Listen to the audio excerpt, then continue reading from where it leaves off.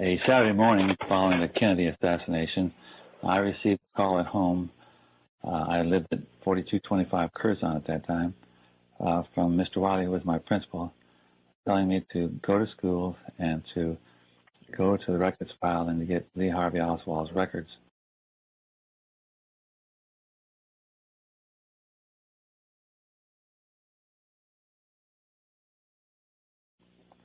And that someone from the FBI would be there to pick them up. That's exactly what I did. I went to school. I went to the records files, got his records out. I did open them. I did look at them kind of in a cursory way. And the only thing I can recall is that the records for Stripling were in that he didn't attend there a full year. I put it back in a brown envelope and left it on my desk and waited, 10, 15 minutes or perhaps longer. And two gentlemen came in, showed me identification that they were FBI agents. I gave them the records, and the best I remember, one of them did open the envelope and kind of looked in it. And they thanked me and they left, and I locked the doors and I went home. And that's about all I know about Lee Harvey Oswald.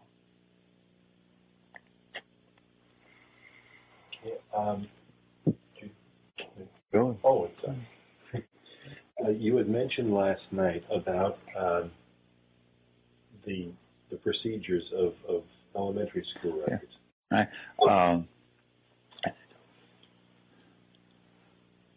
The records that I turned over to the FBI may have contained the elementary school records that you have in your files, because it was the procedure that when a student moved from elementary level to the junior high level, a copy of their records were forwarded to show that they had successfully completed the sixth grade.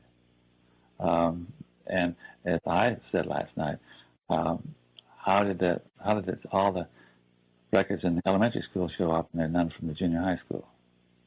And I think that would be an interesting path to go down to see how those records got into the files and where they came from. Did someone go to the elementary school or get them?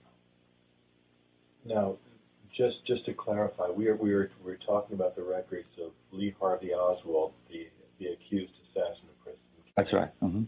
And to your knowledge, he did attend Stripling Yes, High School. He had to attend. I didn't know Lee Harvey Oswald. I didn't know he was a student there, but we wouldn't have had a copy of records for them had he not attended. At least, even one day, we would have had a record.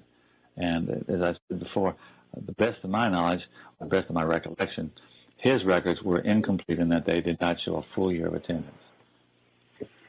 How many FBI agents came to the school? 2. Mm-hmm. And you can't identify them? Oh, gosh, no. When you look at the records, did you, by chance, notice that he had grade marks, not necessarily what the grade marks were, grade marks to indicate that he'd been there a 6-week period in order to receive grades, or? That I believe that he had grades for 1 6th period. That's the best I can remember, but that, I wouldn't want to swear to that. And the time period of his attendance in the school, which school year was it, or which semester was it? Again, trying to recall from looking at that record, it would have been in the fall semester. I can't answer that. I don't know. Why do you say the fall semester? Because the best I remember, the report card would start on the left-hand side with courses, and the grades went. First 6 weeks was in the first column, and I remember that seemed I remember that column was complete, and there was nothing else beyond that. That column was complete, and he received grades for the first 6 weeks. 6 weeks. And John, the year that he would have been a sophomore.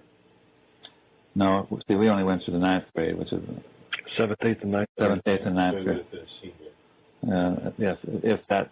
Well, not necessarily. All the report cards were exactly alike. He could have been in the 7th, 8th, or 9th grade. Or 9th grade. And if came to Stripling from Grizzly West Elementary, the first entrance would have been as a seventh grader. But after my discussion with you all last night, there's some really confusion as to where he did go in the seventh grade. Yeah. And I wish I could think of someone that Frank, is it, not to put words in your mouth, is it possible that he could have attended a second 6-week period or a third 6-week period, or are you reasonably sure it was just one 6-week period? Oh, he could have attended, say, even as much as 3 weeks into 6 weeks and not received any. The grades wouldn't have gone on the permanent record. They would have been grades in progress that were sent to the school to which we were asked to send records. I see. And the FBI didn't ask for those. They just asked for the permanent records. Yes, and that would have all been contained in the same package. What is in one of those packages? Generally, it's the record of the student up to the time we get them, and then we got them, and then the record. If you attended Stripling Junior High School 7th, 8th, and 9th, there was a copy of your report card in that record. Now, I also, my wife mentioned something last night, that there's a possibility that there was a cumulative folder. Counselors generally kept a cumulative folder on students, which would have indicated their grades, their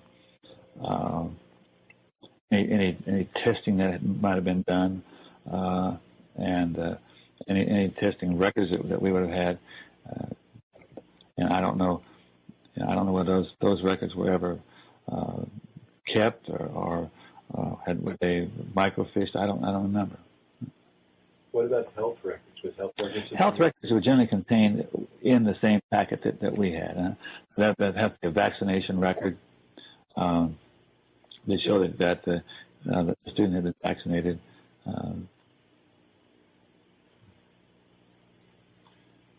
Was it the same records from one student to another? In other words, contain all the similar items, the health and the cumulative records and so on. Would there be report cards in there? Yes. Oh, in the counselor's records, or in the main office? In the brown envelope you were speaking of. Oh, yes. That would have been the grades would have been the most important thing in there. Grade cards. So would there have been grade cards for grades? Perhaps 4, 5, and 6 when he attended Ridgely West Elementary School? There might have been a copy of them. More than likely, there would have been a copy of the 6th grade report card in there. Just curiosity, in the early 50s, they didn't have copy machines yet, did they? No, we used those old purple mimeograph machines. And were those acceptable to copy report cards? Could you copy cards by using No. So then what? You have to hand copy a report card. Hand copy a report. Okay, so hand copies of report cards would be in there. If the student left Stripling Junior High School, when they left, they checked out of school. Mm-hmm. We would give them a copy of the report card and a checkout sheet showing that they had legally withdrawn from Stripling and were eligible to attend another school. Now, the fact that you still had Lee Oswald's packet envelope, what would that indicate as far as the subsequent school that he would have attended after Stripling? Nothing. Mm-mm. Because we would have sent a copy to that school. Would there have been a notice in that brown envelope indicating which school would have requested? There might have been, but I really don't recall. Well, I'm not asking you to remember it. There's would that be a normal thing to do? Normal thing to have in the file? Let's see. It's sent to. Well, I would say yes. I don't recall the procedure, but I would say that we would have kept a good record of what we did with students. You had related to us last night, Frank, that that there was a directive given to the children, to the other students about. Well, not a directive. We just kind of told students that they were not to probably that she had enough, Oswald at the time, that she had enough problems and not to go over there and try to do anything to the ground, to the house. And I can say I had playground duty at lunch, and no one ever bothered. This was 222 Thomas Place. And that was directly across the street from the Right. The back of the school. Back of the school. Mrs. Oswald was living at the time of the assassination. the mother of the accused. And I never knew he lived at Birchman. That was all new to me, because the only place I knew was that his mother had lived across the street from school. So he was grown by then. I don't know. I don't know how long he might have lived at the Thomas address. You think of anything else, John? Not right now, but I probably will the minute we get packed up. Let's see. Let's start from the beginning. Give me just a minute, Robert. Frank, have you spoken with any other of the teaching staff or such from the school that would have remembered Lee Oswald being there? No, I talked to any of the staff members that were there then. As I said, I talked with the student that you have in the director there by the name of Jerry Lewis, and he didn't remember Lee Harvey Oswald at all. I've not talked with Mark Summers. What did Mark say about remembering Lee? I have not talked with him. You've No. not? Okay, that would be interesting. No. His memory was that he just remembers a face. He remembers the name Lee Oswald. He remembers the 7th grade. Mm-hmm. That's all. He didn't really even tell me how long he remembered Oswald had attended. He just said, all I remember is a face, name, and he was there and in my gym class. And, and that's all. I'd sure like to talk to him, though. I'd sure like to. Do you remember the name? This is all. We haven't mentioned this person. Do you remember the name Doug Gann? Yes, I remember Doug. Big, tall, raw-boned kid. Okay. Yeah. I taught Doug several times. Doug was the one that sent me the Arlington Heights yearbook. Doug said he thought he remembered Oswald in his homeroom. Which is, we've talked to Doug Gann, and said he remembered Oswald in his homeroom. He does remember Oswald shooting baskets after school in the basketball. It was on the basketball court outside. Oh, yeah, after school on weekends and things. Yeah. And he said, he told me Oswald was the type of a kid. He says, one time Oswald shot a basket, he missed, all rolled towards me, and I kicked the other way. Oswald was the type of a kid that you just wanted to do that. He was just. And as I said before we started this, that I would say that Oswald would have been what I would consider a fringe student. Not. I would have thought he would have been very active in anything school-wise. And you're saying they wore a brown leather jacket. At that time, that was not considered the stylish thing to do. That would have been a fringe, rebellious group. It was just barely starting at that time. Do you remember any of the other kids? Any kids that would have worn the leather jackets? No. By Delbert McClinton. We were told that. That's it, Fran. By the way, do you remember Frank Schubert? I remember a girl with him, a tall, thin girl, but I think Nigel told me that was not the girl. No, Fran is short. Her father lived on Valentine Street. She and her father and mother lived on Valentine Street. Was her father a teacher? No, I don't believe so. Okay. Frank, can I ask you to describe physically the records? Were they 8 by 10 or 8.5 by 11? No, they would be, I'd say more like 5 by 7. Card, trying to think what a report I would look like. My kids went to Strickland Junior High School. Seemed that the front would have had the name. You would have opened it. On the left-hand side was probably a description of what an A meant, or I recall it. Like an A, your average had between 93 and 100. I always people say, "Well, he made 92. Why can't you give him the point?" At least 70 was passing, maybe 75 was passing. And then on the right-hand side would have been a list of courses in a 6-week period, lines for 6 weeks, and you put the grades in. At the bottom of that page would have been attendance records, like days present, days absent. We also gave a citizenship grade, which was an accumulation of, if you had 6 teachers, each one of them gave a grade, and the homeroom teacher averaged those, and that became the grade for your total citizenship. And on the back side would have been a place for the parent to sign, and probably the name of the principal, assistant principal, maybe superintendent of schools. Would those records have been within a file folder, or would they have been? They've been they would have been in an envelope, and they were kept in the vault in the principal's office. And the size of the envelope would have been 5 by 7. Yeah. Do you have any recollection as to how thick the file was? Did it feel like there was more than just the current? No, very thin. Very thin. Mm-hmm. If he had been there for a previous year, would that previous year have been on a separate card? Yes. Each year was recorded on a separate report card. And you have no memory of there being no. one card?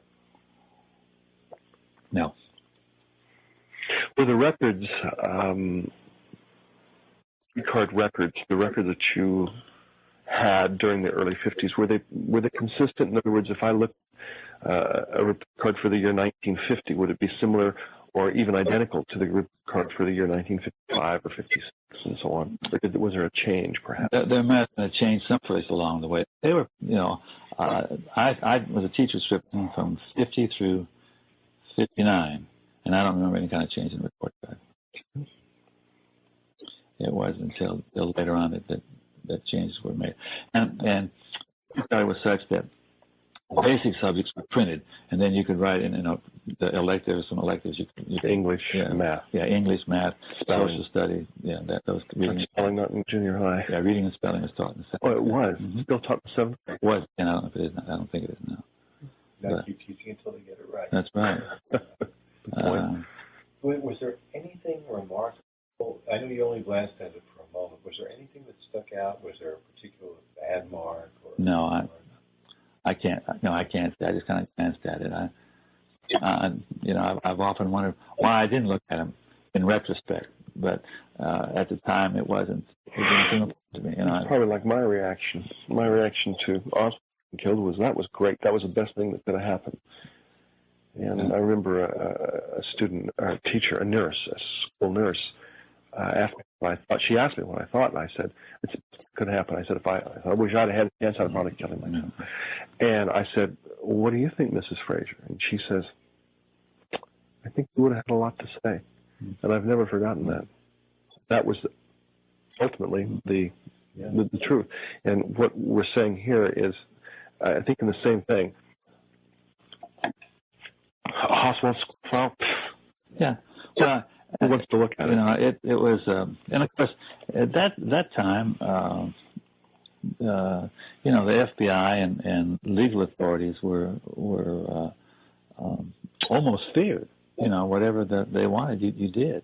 Now, you ask me for a student's record, and I'll say, well, do you have some identification, and what reason do you want it? And and you'll sign for it. Is a subpoena required now? It might be. It all depends on what, right now, if a husband and wife are divorced, and one of the parties on order stands, the other one can't have access to the child at all. And of course, right now the rules have changed. I can remember the first time I was threatened with a lawsuit. I was in my last year as a superintendent. I just say, okay, keep on. When I start talking lawsuits, I just, you're talking to the wrong guy. The school attorney is Philip McCleary, and you need to contact him and go from there. But that's 1986. I'm talking about this up to 63. If you don't mind, let me go through a couple of things where we may have gotten Robert, but I want to go to. Who called you in the morning to direct you to Stripling? I believe it was Harry Wiley. You know, that's the only person who would have called me, because that would have been the chain of command. You know, I was an assistant principal, the lowest person on the totem pole as far as administration is concerned. That's where you started out, and it would not be likely that the director of secondary education would have, assistant superintendent of secondary education would have called me. Superintendent surely wouldn't have called me, because, you know, that was not the way things were done. And the reason I'm called was that Harry lived across town, and I lived at 4225 Curzon, and it was let's see, 2.5 blocks to Clover Lane, and then 6 blocks down Clover Lane to the school. And who was Harry Wiley? Principal. Cool. And his boss was? I can't recall who was at that time. It was either Roy Stone or Julius Trulson. And who was Mr. Moore? He was superintendent. Okay. And what's the chain of command? And who's Mr. Trulson and Mr. Moore? The Mr. Moore superintendent school, he would be like the CEO. And then there was an assistant superintendent who had responsibility for the elementary schools. And I believe his name was Graves, but I'm not sure. So who would be a person, in your opinion, who would have been a person that would have been called by government officials? Would it have been Mr. Moore, perhaps? Probably, yeah. You know, I would think that the government officials would go to the top. Well, Mr. Moore, and Mr. Moore would have called, perhaps, Mr. Trulson or Mr. Stone or Mr. Wiley directly. You know, okay. Mr. Wiley might not have, probably didn't know where the records were kept, and you did. Well, Mr. Wiley, that may have been his first year as principal at Stripling. I'm not sure. And I would have been far more familiar, because I had been there since, I've been a teacher there for 9 years, and that would have been my 4th year as assistant principal. At that time, the school records were all kept within the schools. Right. In other words, elementary school records would have been kept within the elementary school, and junior high school records would have been kept within the junior high. And sometime in the 60s, all those records were transferred to the Central School District and microfilmed? They were transferred. When they were transferred, I don't know. Okay. Sometime after 63. Because the bulk of storing records for years, and of course, you know, if the school was opened in the 20s or 30s, that paper would be pretty flimsy, and it's going to. People said they've opened records, and the paper was so frail that it almost disintegrated. Right. And school records at one time were called upon for a number of things, court cases and so on. And so so you were called in the morning. Approximately what time? 8-ish, 9-ish. Went down to the school, turned the lights on, and the records. Where were the records stored? Basements? No, they were stored in a vault off the principal's office. A vault? Yes, a walk-in vault. Must have been. Mm-hmm. Yes. Okay. And they were easy to find. Just put your hands on them. Okay. How long did you have to wait before the FBI showed up? I'll say 30 minutes.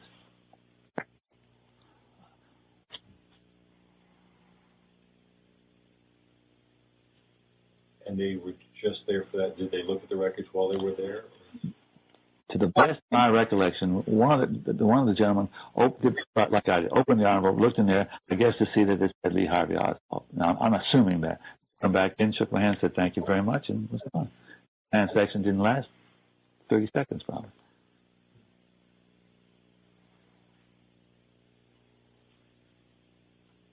Thank you. Thank you. That's all I can think. That's great. Anytime. My name is Myra DaRouse, and I began teaching school in Orleans Parish in 1953, September. And my school that I was assigned to was Beauregard Junior High School, which is located on Canal Street.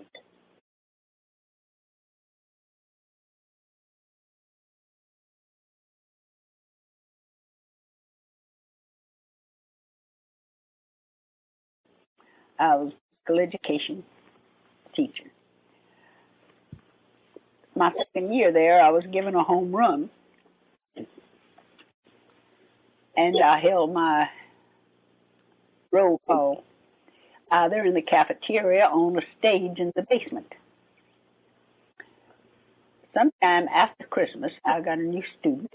It turned out that his name was Lee Harvey Oswald. I never called him Lee Harvey Oswald because he asked me not to call him Lee. And I asked him what he'd like to be called, and he said Harvey. So I've known him as Harvey Oswald. My contact with him was just in a homeroom roll call because I only taught girls physical education. But sometime, how it happened, I don't know, he and I became friends. And each afternoon, as I did my coaching after school, he would always seem to be in the yard, sitting around. Or many times Ed Vogel would come over, and Ed lived only a couple of blocks from school. And he would come over, and that is about the only person that I really saw Harvey socializing with in the time that I knew him.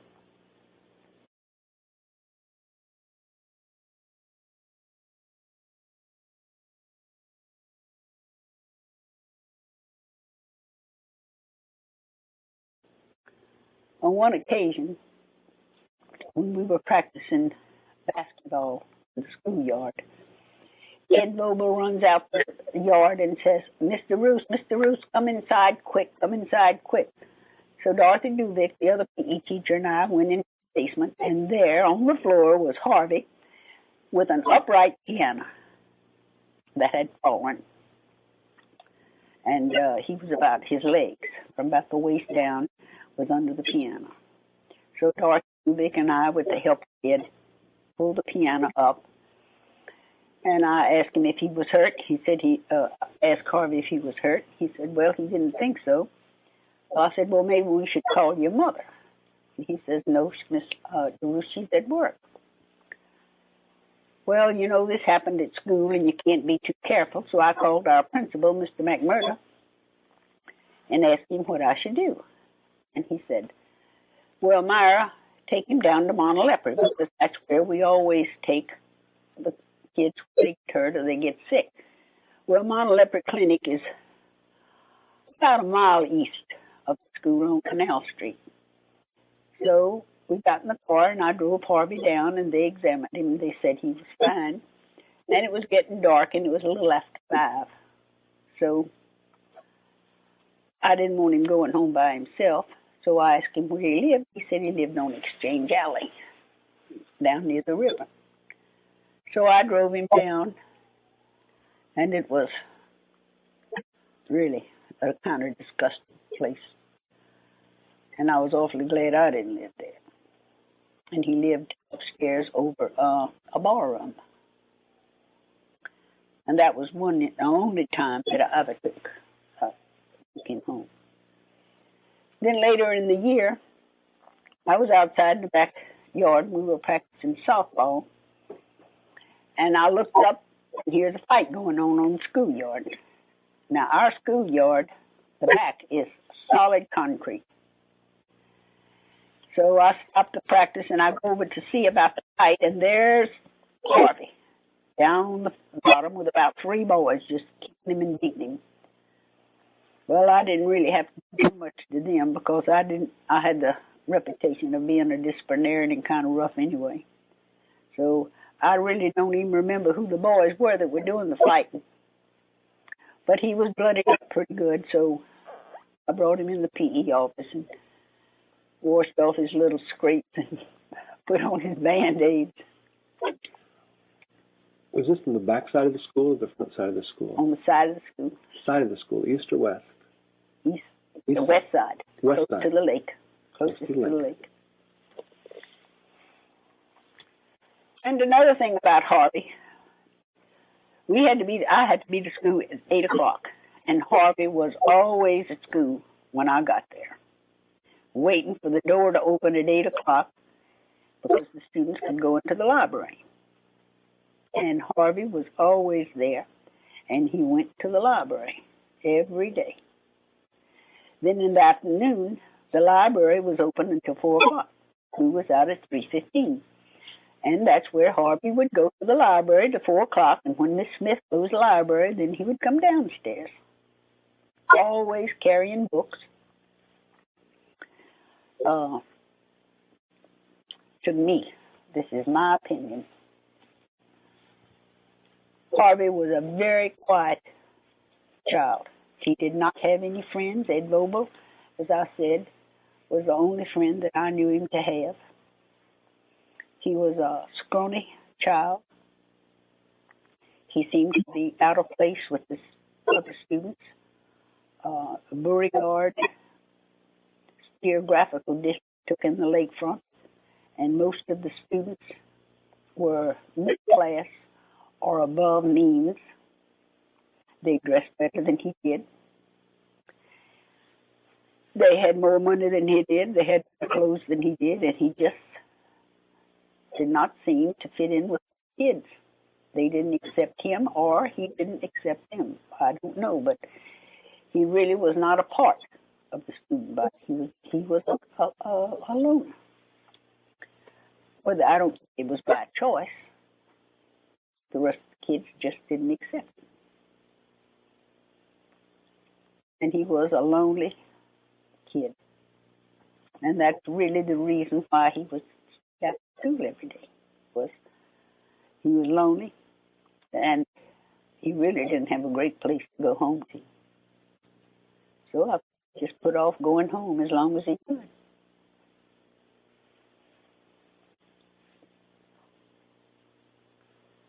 How did you do academically? But he got all of his reports. Yes.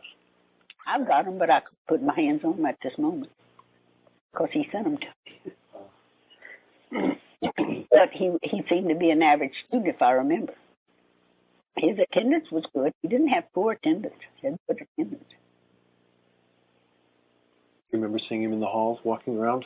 No, because there wasn't anything downstairs. I was downstairs all the time. I see. And you see, the classrooms on the second and third floor. And only downstairs was that basement, cafeteria, and the boys and girls dressing room for physical education. So I was never up on the second and third floor. Except to go to, in the morning, I had to go up the steps, go in the front door, and you have to sign in at the office. When did you have your homeroom? Year? 54. September 54. That's the only time you had a homeroom? No, it's 53, 54. Yeah. Only one. You worked at Beauregard for 3 years? 3 years. And in the middle year, the second year you were there, you had the homeroom. Mm-hmm. And he was in your homeroom class? Yes.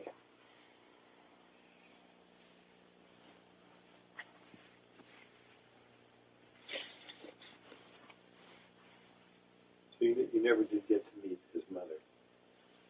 The only discussion of any relative was when that day the piano fell. And I said, we need to go in the office and call your mother. And he said, she's at work. So she never showed up for a parent-teachers meeting? No.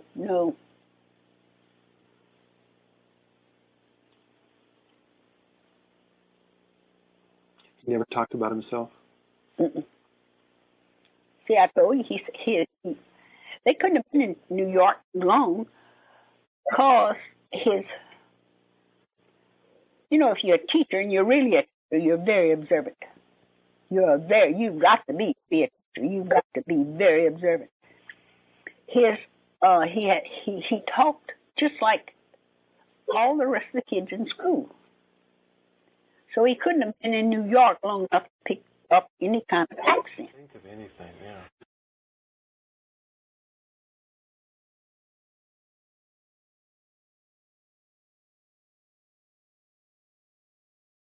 I mean, we got one chance. He's from Pennsylvania. Straight or curly? Bouffant. Up his hair might have been because he had a lot of it, but it didn't lay flat over.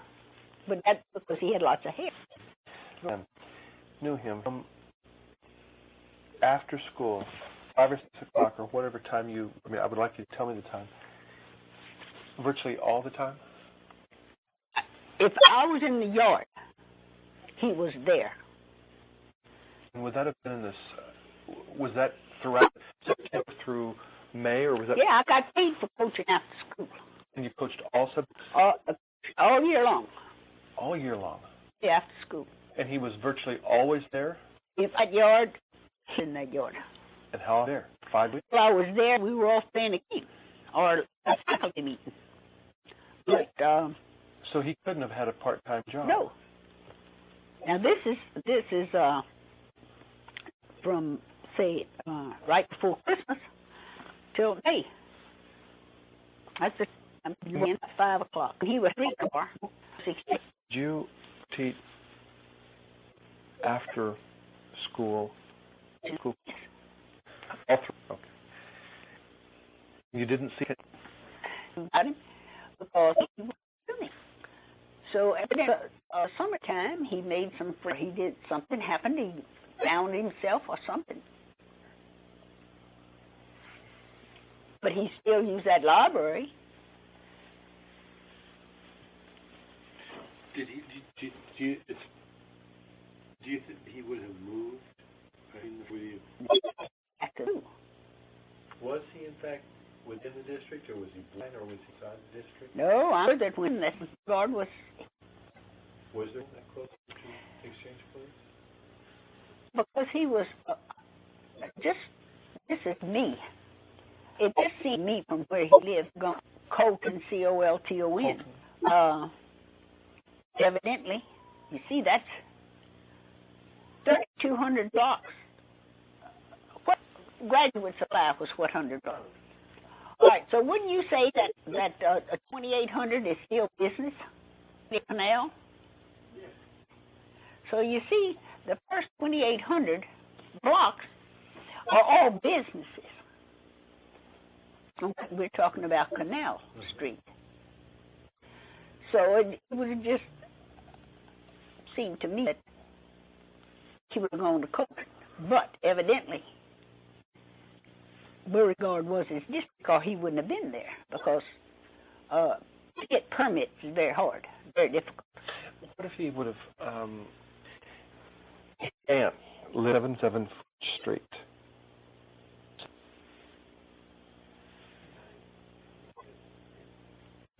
That is within the Beauregard district. That's right. He would have enrolled when he was living with his aunt for a week or two at 757th Street, and then he would have moved to Exchange Place. Without notifying the school, then he could have attended Beauregard. That's right.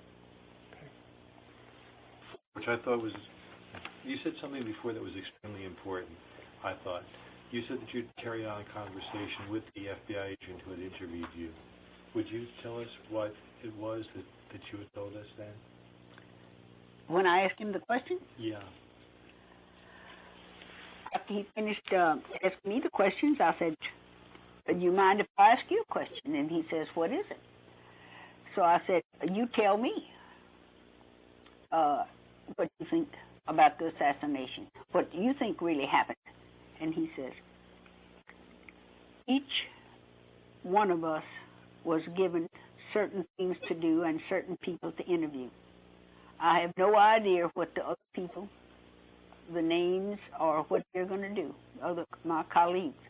He says, "I have been given this assignment, I'll do it, and I'll turn it in, just the same as all of them will do."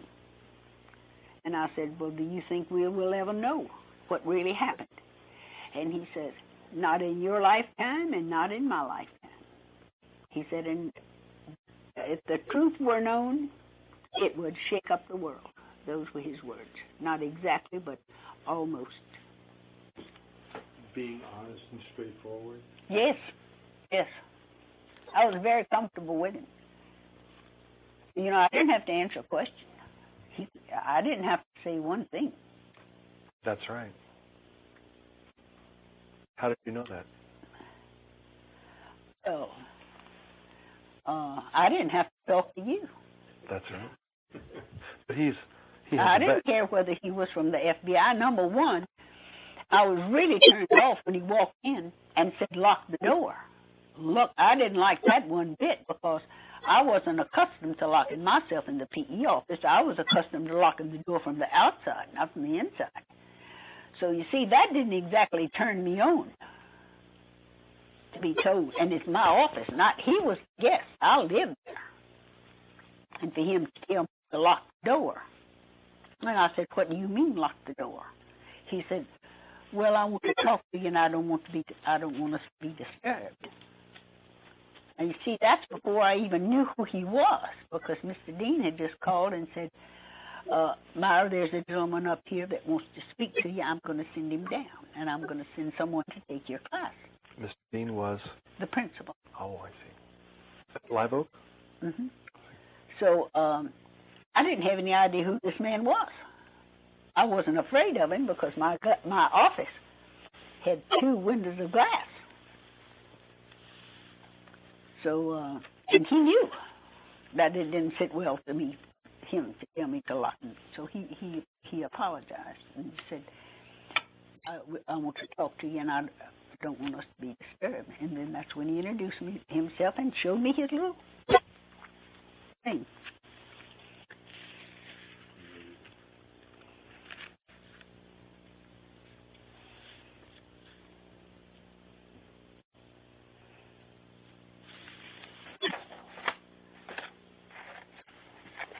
You know, our roses, it's not in here, you know, when we had the roses. And Tedesco, Charlotte Tedesco was the rose of Beauregard. That's not in here.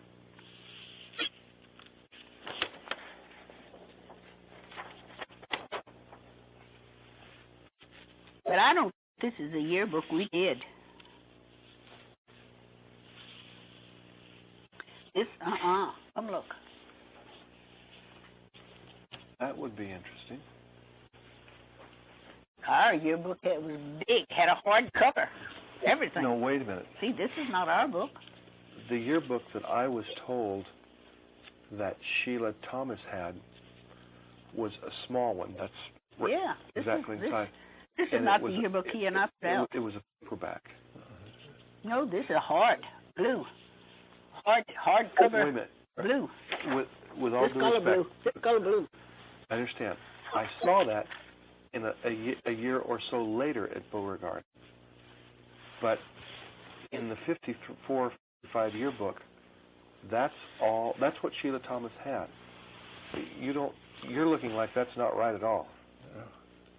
I printed that yearbook when she was there. You printed the yearbook when she was at the school? Right. And the copy of the yearbook that you're looking at now is not the yearbook? I can't. If this is the size of it, no. That is the size of it. Okay, it was a hard cover, just like a regular yearbook. Sure. Uh-huh. Regular this color, size? outside this color. This size. Blue And about with the gold. size of the National Geographic magazine? Oh, there? no, like Playboy. As big as Playboy. No. It was. We had that double page drawn with the roses, and Tedesco's daughter was right in the middle. She was the rose of Beauregard, and all the runner-ups were over on the side. I had this carnival ball, little chai. See, this is that stage. Look, here's the stage. Come see. This is the stage down in the basement. This is the stage. The rows of Beauregard, and all the runner-ups were over on the side. I had this carnival ball, little chai. See, this is that stage. Look, here's the stage.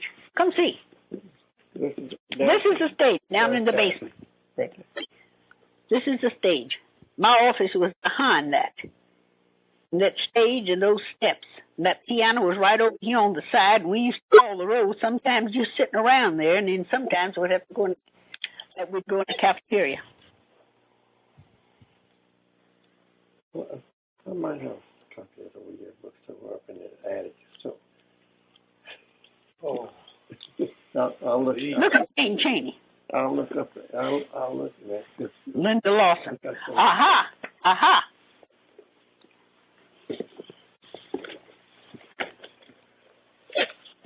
Linda Lawson. You found Linda Lawson in that. I Life saw that magazine name. I picture? recognized the picture with the clown. I knew it.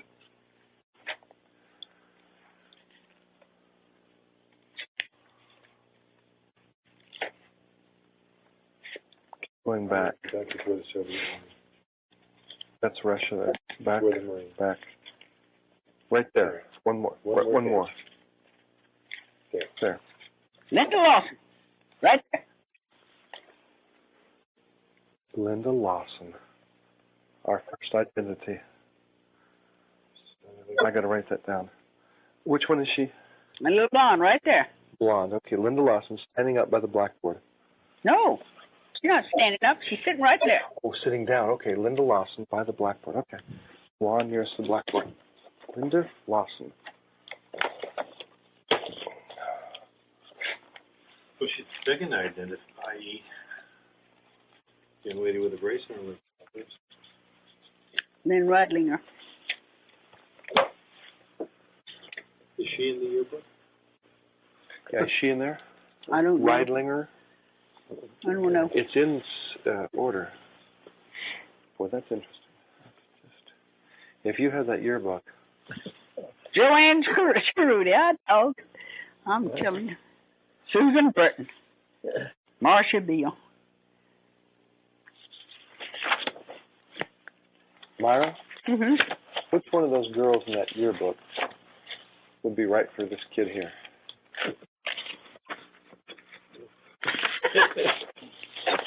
Well, I'd have to say, he's so tall, I'd have to say Susan Burton. Let me see what's down at Beauregard now. What's down at Beauregard now? If you look in the archives, and I say the archives, that's not a very good thing. What it is a closet, and the books are back in the. Okay, you'll know this better than I. But you go up top of the stairs, and you go down. Correct me if I'm wrong. The library is at the end on the second floor. Yes, to the right. To the right, yes. Come back this way, and there's a closet. I don't know how far back. 50 feet? 30 feet? Yeah, but don't you pass the stairwell first? And back, stairwell going up to the third floor? Don't remember. I just remember that there's a closet near the library, and that's where the old yearbooks are kept. And the 54, 55 yearbook is not a yearbook at the school. What it is some pages that are encased in plastic. It's like they were, what it looks like has happened is they were photocopied or even photocopied like that, either with a camera or with a photocopy like it, and they're like a driver's license, encased in plastic. That's what's at Beauregard right now. No, that's not the yearbook. But boy, I sure wish you guys would go down to Beauregard. Oh, you couldn't get me in there to that Sheila Thomas with a 10-foot pole. I thought you were related to Sheila Thomas. Related, I wouldn't even speak to her. Can't stand her. Okay. There you go, Rob. All right, now. This could possibly be Susan Burton. No, Betsy. Her daddy was head of the North. You mean Dollar Year Man? No. After him.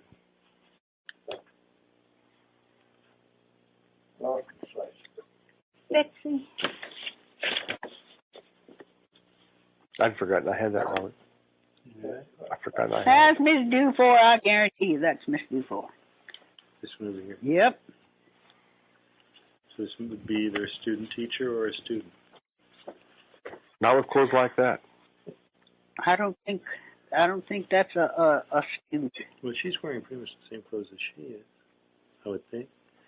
Like No, she's sleeveless blouse. That's got a cap on it. Ah.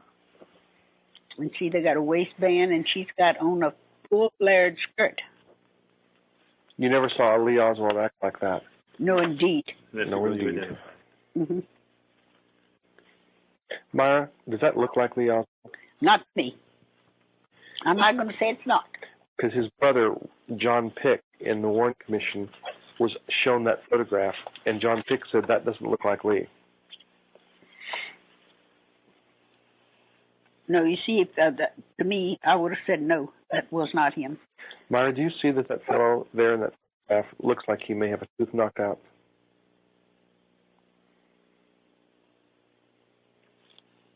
They may. Nothing's conclusive. Could be.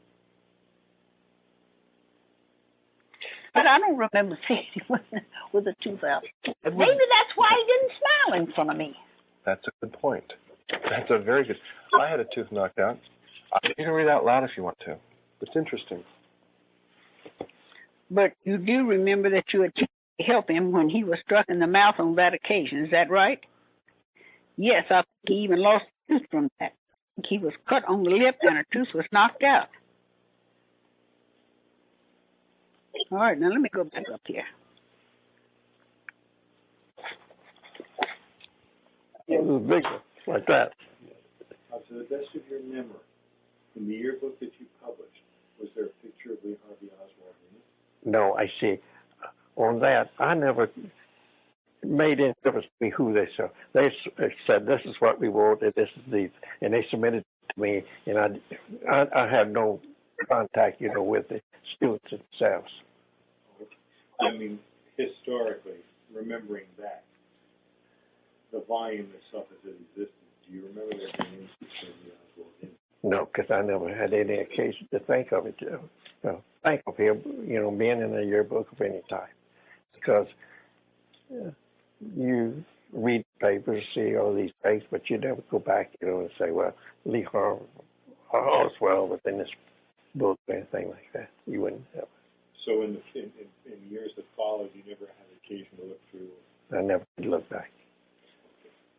Bob, the yearbook that you remember printing for Boulevard, was it a standard yearbook size? Right, it was a standard yearbook size, had a bulldog on the front page. It's an imprint, a bull. Yeah, embossed bulldog on the front, on the cover. In blue? In blue. Blue. Not softback? No, it was not a softback. Thank you. There's room there for students. 14 mid-year, thereabouts, and a few months, perhaps March or April, during the first half year that he attended, he got in a fight. You witnessed him home, and he lived at Exchange Place. Right. All right. His first year, as recorded on the Beauregard school records, was the 1953-54 school year. You read it as being enrolled in January of 1954. Mm-hmm. So then it would be approximately March or April of 1954 when you saw them in the fight on the west side of the school. And then was it shortly thereafter that he and Volba were playing around? No, the piano was before the fight outside. Piano was before the fight? Oh, yes. So the piano would have been how long after he... When you introduced him... I'm coaching basketball. That's winter. So you see, that's like February or early March. Exactly.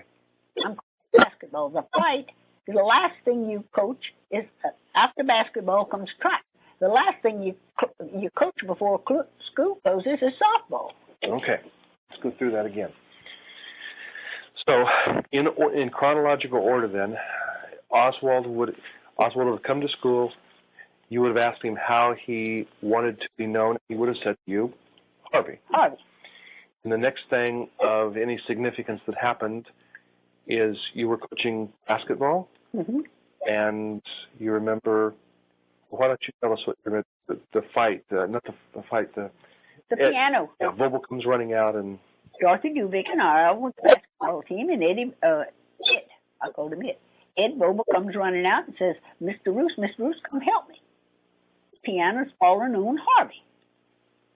So Dorothy Dubik and I went in there and pulled the piano up off of him.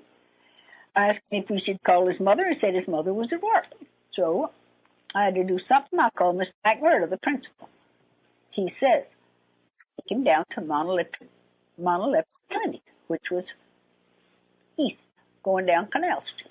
It's where if the kids got hurt at school, that's where we took them. So I took him down. They examined him. He was all right. It was after 5 o'clock. It was getting dark. So I drove him home. That's how I knew he lived on Exchange Place. We know that address to be 126 Exchange Place, Exchange Alley. When he came to my homeroom, he just came with a name. And that would have been then February, March of 54. Yeah. That's how I know he lived on Exchange, because when he came to my room, he just came a name.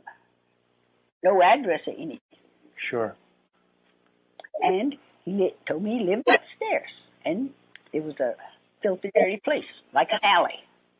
Evidently, the garbage was going to come because garbage was all over the street. And I really felt sorry for the kid then. This is where he lived, upstairs. I was already feeling sorry for him before then. That's why it was named Exchange Alley. Probably really looked like an alley back then. And so Bob was saying they send me friends, and here I am reading all this stuff about them, knowing David Ferry and all that stuff.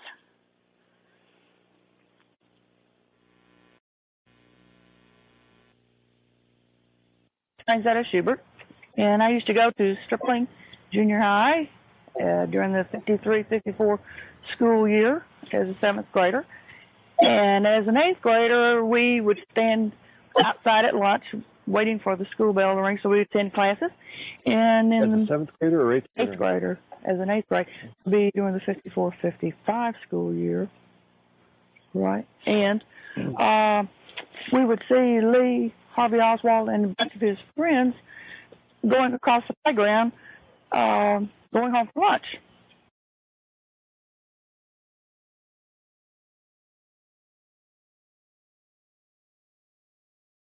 And that's how I remember seeing him in the school. Where exactly did he live? He lived in where this brown house now stands. It was a wood house with a large front porch.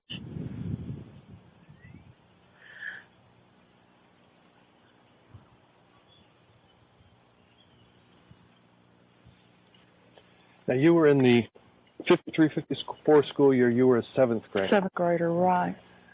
And you saw him in the 7th grade or the 8th grade? 8th grade. You're sure would have been the 8th grade. Would have been the 8th grade. All right, so that would have been the next year? It would have been the next year. 54-55 55, right. All right. Were you in any classes with him? No, I just see him in the hall walking around.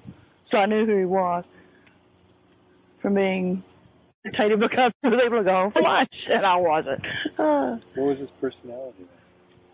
He's kind of a cocky little character. The way the way he walked, his body language, and he ran with the boys who wore the black leather boots and the black leather jackets. But his wasn't black; his was brown.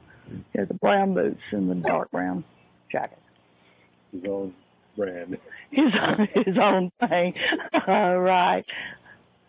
Now the years, the time when you saw him. Again, that was the 50. Which one? 54, Franchetta entered the school in 1953 as a 7th grader, which would be 53-54 school year. And you remember it was the winter, the summer? It would have been the cold month.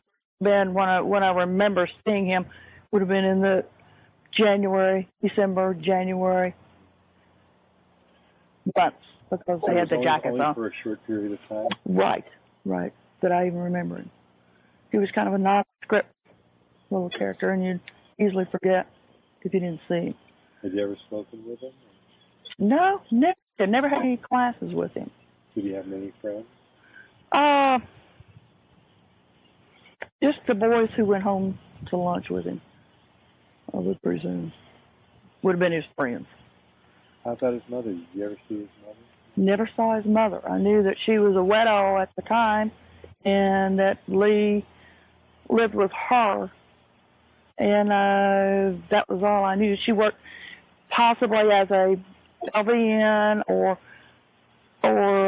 took care of sick people at the time. And the girl who told me that wasn't quite sure. So that's about all I knew about his mother. I'm the general manager of Mr. Oswald Dental Lab, and I've worked for the company since 1977.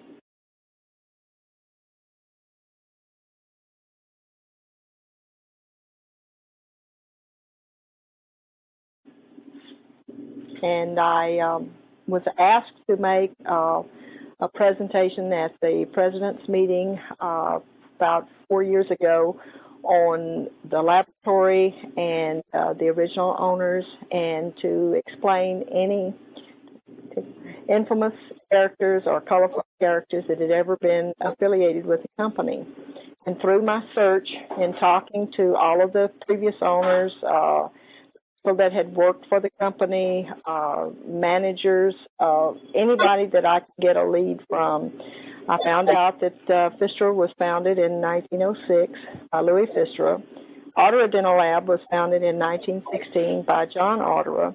And through this, I called Mr. John Otterer to ask him a few questions. And in the conversation, he had told me that one of the stories that I had heard from another person, that Lee Harvey Oswald had worked for the company, and I started asking him questions about it because I immediately labeled him as the person that was going to be my colorful character. And I had heard through Mr. Arthur Stump that Lee Harvey Oswald had worked for Fistra, and he had started as a waxer and didn't do very well at that, so they decided to give him another task. And I didn't know what the task was, but Mr. Otterer clarified that task. He said that back then they decided to get together, since Louis Fistra and John Otterer were kind of friends, even though they were competitors, that they went in together and hired this young man to deliver cases across the river for them, and they was going to pay 50 cents a case. And the person that got the job was Lee Harvey Oswald, because he had a motorcycle. And for 2 weeks, the cases were taken from the laboratory, and the owners assumed that they were delivered. But then Lee Harvey Oswald just kind of skipped on them. And then they started getting calls from the doctor saying, "Where's the case? Where's my case?" Said, "It was delivered to you a couple of weeks ago." And when they really found out where the cases were, they were on the ferry boat, dumped behind some boxes, and obviously they never did get delivered. So when we put all of this down for the company, we felt we had to get more accurate dates, and these people that I talked to, Mr. Johnny Lopez, Mr. George Bischoff, Arthur Stump, and John Otterer, felt that the time of hire was somewhere in 1957 and 1958, and that he had worked for the company somewhere maybe 6 months or so. They're really not clear or sure about the length of time, but everyone was pretty positive that he worked there in 1957. And every time I asked a question, everybody would go back and say, "Well, the one you really need to talk to is Lionel Slater, because he worked with him." I talked to Lionel Slater. Lionel Slater said, "The one you really need to talk to is Palmer McBride." And I also talked with Palmer McBride after speaking with John Armstrong. And everybody still goes back and says, well, the time that he worked at Fistra was in the 57, 58 era. So, that's the basis of the information that I have on it. And after getting all of this together, I wrote my little report, and I presented it at a president's meeting in Charleston, South Carolina, and got a lot of people getting more interested in the president's assassination through realizing that Lee Harvey Oswald had worked for Fistra on Dolphin Street during that time period. And the lab moved at the present location in 1974, and consequently we lost a lot of records from the move, and then we've had a few floods that we've lost some records, but we've gone back and tried to find out everything that we could and couldn't come up with actual documents, but there's a lot of good people that really, truly believe that the time of his employment was in 1957 and 1958, and that he was a very interesting character. Did you talk to one or more or any of the owners of Fister's about the FBI visiting Fister's after the assassination? Yes, I did. I talked to Mr. Johnny Lopez, and he remembered quite vividly what had happened. He said that after the assassination had occurred, that immediately the FBI came in and talked to each one of the owners as well as the department heads. They took all the employment records and advised them not to be discussing the case to anyone. And it was extremely important that they kind of keep this under wraps. And at that point, they took all of the records that the company had in terms of employment records. And this was the very next working day after the assassination. So I'm assuming that would be Monday, right? Yes, it would be Monday. It would be the first working day. The president was killed on Friday.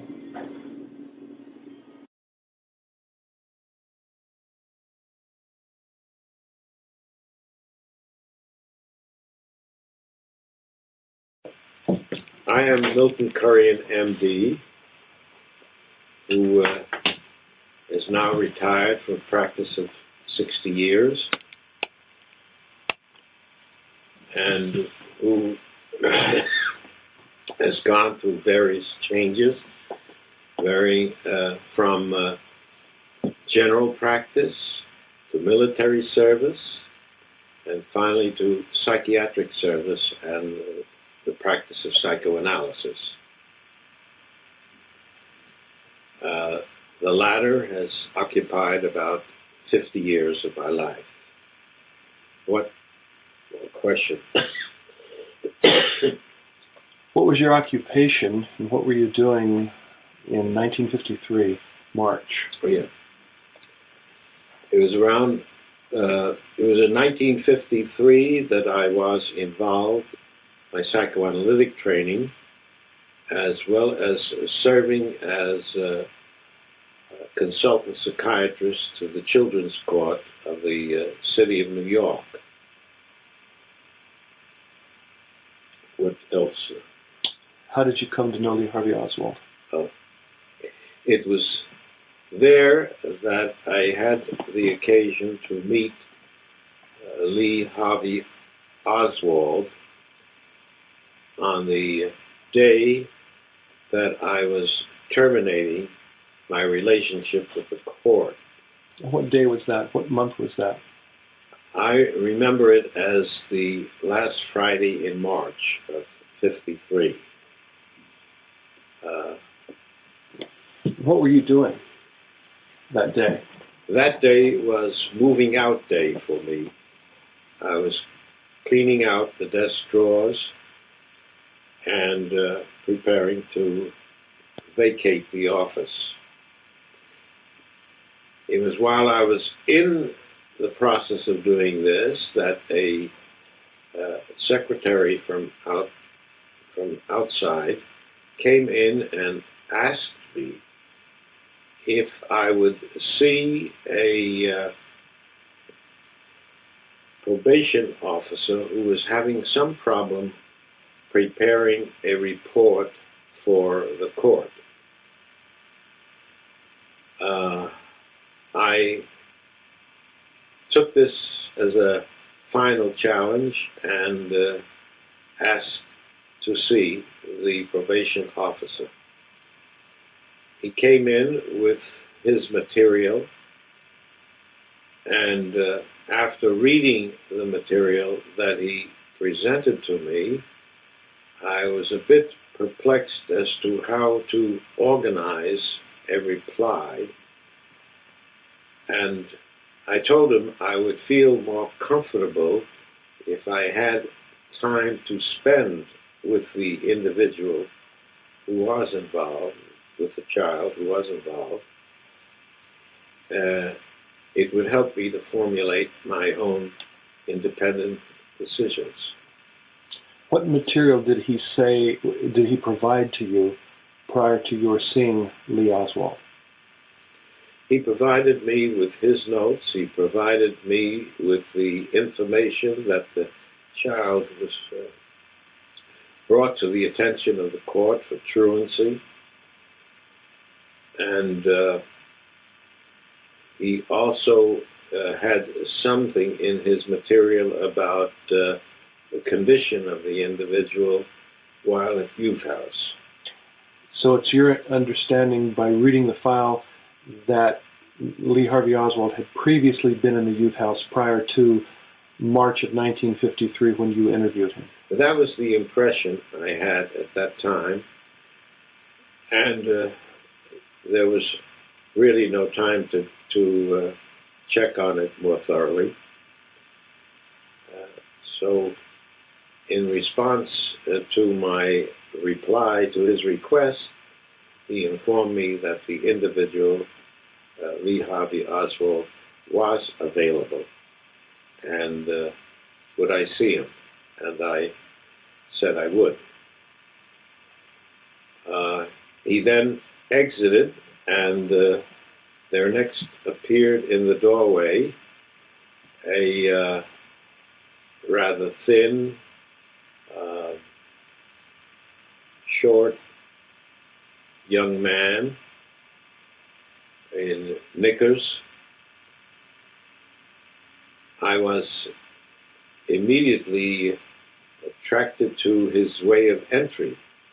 He had one foot in the door when he looked about the room in a studied fashion, as though looking to see if it was all clear. He finally came in, sat down, and I tried to start a conversation, but he demonstrated that he was not reachable at first. Since I'd been in similar situations before, I used an approach of talking about myself, talking about other situations, explaining to him that the whole purpose of our being together was to see if I could help him and help his probation officer so that a helpful outcome could result. He then opened up and began to talk about himself and his family background, etc. What did he say about his family background? Surprisingly, he presented himself as the, I believe he was the third child, or the youngest son, certainly, of a family that had no father figure. His father had died when he was so small that he couldn't remember him. Were those his words? Hmm? Were those his words? His father died when he was so small he couldn't remember him? It may not have been his exact words, but he gave me the impression that that was what happened, since he had no recollection of a father figure in the house. Did he have stepfathers? He spoke of having several stepfathers. I was informed that his mother had 5 marriages, but spent only about 7 years in a state of marriage. He also spoke of his brothers, who were very antagonistic and who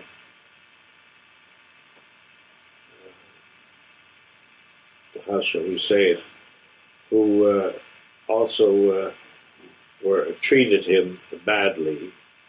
They would infuriate him, and when he charged them in attack, they would simply hold him at arm's distance by grasping his head, and he would flail the air, thus becoming more and more aggravated.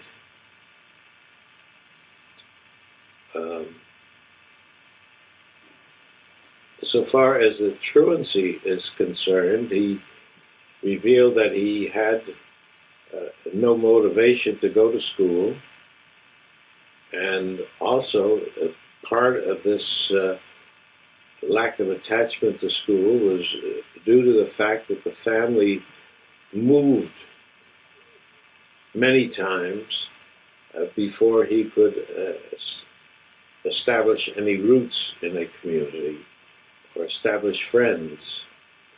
So he lost interest in others, he lost interest in having friends, and spent time by himself. Did he mention any places that he lived? No, we did not go into that, but I did get the impression that they moved about, and didn't move about just within one community, but moved about at some distance. What did he say insofar as his truancy that you remembered? Well, he in part blamed the moving about, and he did say to me that sometimes his brother or one of his brothers would, when they got into a new community, would, on the basis of knowing that Harvey would not attend class, would himself visit his class in his stead. And this created some confusion and further increased his inability to attend school. How tall were you then and are you now? I've always been about 5'7". And this fellow you saw, Oswald, this young lad that you saw in 1953, how tall would you say he was when you saw him? He came up to my upper chest. I would say 4 foot something. 4 foot? Maybe 8. Okay. Is there any possibility he could have been 5'4"? That wasn't the young man that I saw. How would you describe him after you interviewed him? What was his demeanor like? If you had to tell someone what your impressions of him were after you interviewed him, what would you say? How would you summarize it? I thought that this individual was much more disturbed than others paid attention to. I had never seen a child so paranoid as this one. Before or since? Before, certainly. I've seen sicker individuals since. I spent over 5 years of my initial practice dealing with children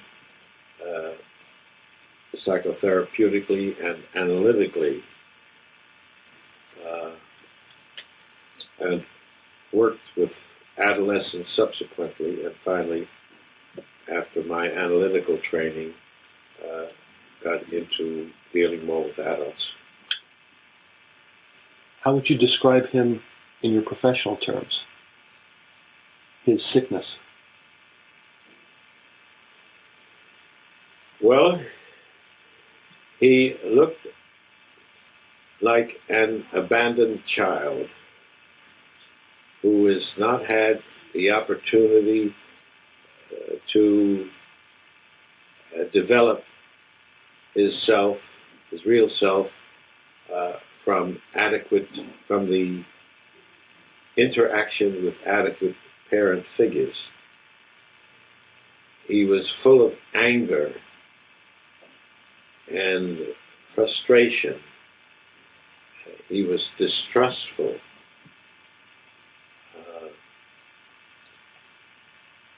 And I felt much in need of a further review in regard to therapy.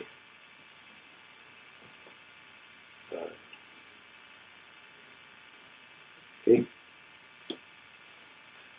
Malcolm, any questions? Yeah.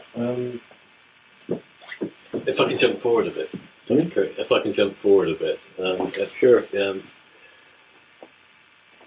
When you heard or saw the reports of the assassination, how long was it before you equated the gentleman in Dallas that was arrested with the child that you'd interviewed some years previously? Was it an immediate thing? It was fairly immediate. I would say within a week or so, subsequent to the assassination, I did call the FBI and did speak with an individual there whom I informed that I had examined Lee Harvey Oswald at age 13 in the children's court. He exhibited no interest in pursuing our conversation further, so that was the end of my contact. Did that surprise you? Yes, it did surprise me, because initially in my conversation with the probation officer, I had indicated to him that this was a child that was full of anger and potentially homicidal, particularly against figures of authority, such as parent figures, policemen, even the probation officer himself, and perhaps even the President of the United States. So you left it at that for a while. And then did you not write to somebody? Yes, I felt moved to write a letter to Mrs. Kennedy,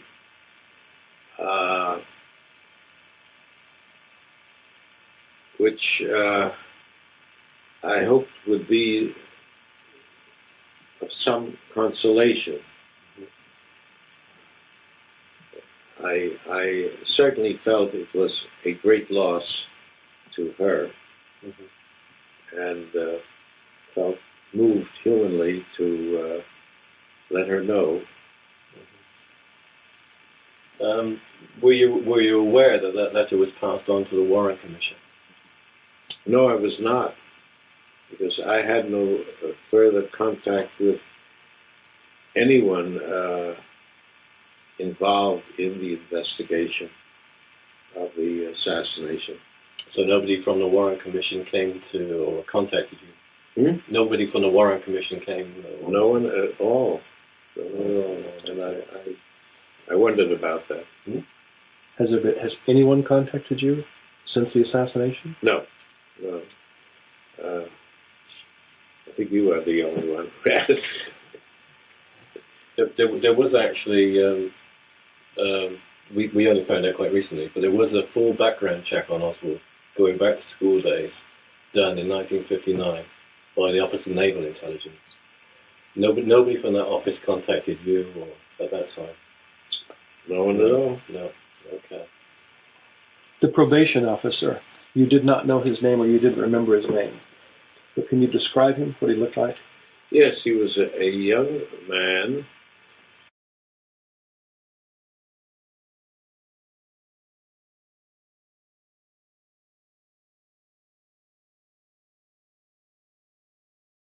Your name is? Louis Marzali. Worked at Relief Millinery. On the first day I arrived at the store. The Dolly Shoe Company? Dolly Shoe Company, to take over as manager. There was a young man picking up the shoes off the floor to be returned to stock. Well, the job wasn't getting done, so I told the owners that we just don't need this young man. He was a rather small person, you know. I wouldn't even know him if I saw him. You know, that's how insignificant it was. So the owner decided that, and we decided together, you know, that when he came back from lunch, we would let him go. And that's how it happened. We let him go. What year and month was this? It would be a few days after Easter of 1955. Because I came in like in the middle of the morning. The sale was going on. The place was packed with people, you know, buying shoes. Was his mother there at the time? Not that I know of. I don't know for sure. Because everything happened so quick. The place was packed with people, and then made some adjustments. There was a bit of chaos because the manager that was managing the store was devoted to salesmen when I came in to take over. And I really didn't know the people. I only knew one person there, Rita Sanchez, that was her maiden name, Sanchez. And she's the one that got me the job to come over there. And the man kept trying to hire me for 6 months. Finally, had some problems at my other job and decided to come on over. So after that, you know, I just didn't hear anything about it until the time of the assassination. My friends that, you know, had been working there with me called me and wanted to know if I wanted to talk to the FBI. I said, well, I really don't know. I don't know who he is. You know, he was just nothing to me. Yeah. Did the FBI interview most of the people that had worked for the Dolly Shoe? They did, yes. They interviewed a young man by the name of Mouton that was a college student over here from Lafayette. I don't remember his first name. And they interviewed Rita and I guess Murray Goodman. They must have interviewed Murray. But by this time, that was from 55 to 63. You know, it was a few years later when the assassination was, you know. Well, did you remember, you have occasion to talk to Rita or Louis or Murray and understand anything about how long Lee had worked there prior to you joining Dolly Shoe? Well, I don't know how long, but I know talking to Rita that Oswald's mother had worked for Murray Goodman in one of the small shoe stores. Thirds, Allen's, or Chandler's, because Murray had managed these different stores, and then he went in business with another guy named April Cover, and they were able to get financing through one of the big shoe corporations. They would finance stock, and they made arrangements to open up a second store. But by this time, Murray developed heart trouble, and his partner did also, and the financing was scrapped. So they didn't advance any further. So they decided to close the store, so Murray got me a job out of town running a store for even more money than he was paying me. He says, you're worth more money, Louis. So he got me another job. But I'm sure Rita, when you contact Rita, you know, with the phone number I gave you, Rita will give you more information. So you don't have any idea how long Oswald had worked there? I really don't know, but I do know that his mother did work for sure, worked for Murray at these other stores. When Oswald was working, did he work normal business hours? Best of your knowledge? I think he did. I think he was there from early in the morning because I think he hired him as a stock boy. You know, to put the shoes in the wall when they would come in. You know, unpack them and stack them in the wall and So therefore, he should have known where the shoes were and been able to get them off the floor and get them in stock. What were the hours of the Dolly Shoe Company? I think it must have been about 10:15 to about 6:15. Those were the general hours in those days. Thursday nights we stayed open till 8:30, I think it was. Were they open on Saturdays or Sundays? No Sundays, Saturdays also. Saturdays only. Yeah. Do you have any idea how long Lee had worked there before you started? He probably was there from the store's opening. It could have been in January. Of 55? Of 55. It would have to be from then, because I don't think he would have opened without a stock boy, you know, to clean up and all. So he may have worked from January 55 to possibly April, the week that you started, right. A week or two after Easter of 55. Right close to Easter, because the sale was going on, and he was desperate to have me come over there, so I knew that it had to be a lot of business, and when the Easter sale goes on, you get lots of customers, you know. But Rita can verify that. You know, Rita will know the exact numbers. That's for sure. Rita will know. Anything else? There's one thing I had known. Okay. When Lee was discharged, was he replaced with anybody? No, he wasn't replaced. Lee's mother, Marguerite, did you hear or know of anything about her employment prior to Dolly Shoe or after Dolly Shoe from the employees? Did Rita prior to working for Dolly Shoe, she had worked around town as a barmaid or cashier in the shoe stores, in the small shoe stores. Do you remember?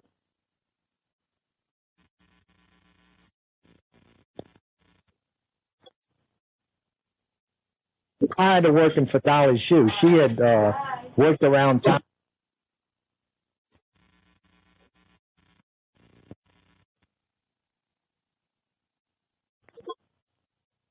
Was he replaced with anybody? No, he wasn't replaced. It opened up a lot of doors for me, you know, through other people in town.